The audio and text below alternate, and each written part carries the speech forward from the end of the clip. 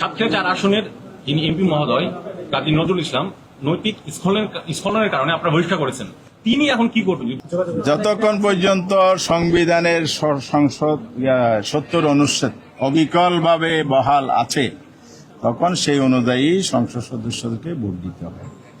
আমরা যেটা সংস্কারের দাবি করেছি এটা তো বিএনপিও করেছে, সবাই মিলে করেছে। এই জন্য আমরা আজকে বলছি যে এই সুযোগটা দেওয়ার সুযোগ আছে, ওনারা সুযোগটা দিতে পারেন, এই জন্য আমরা বলেছি।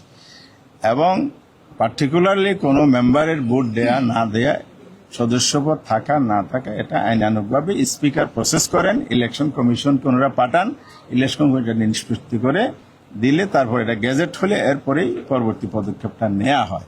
আর আগ পর্যন্ত প্রত্যেকেরই ভোটার তালিকা অনুযায়ী ভোটাধিকার আছে, ভোট প্রয়োগ করতে পারে।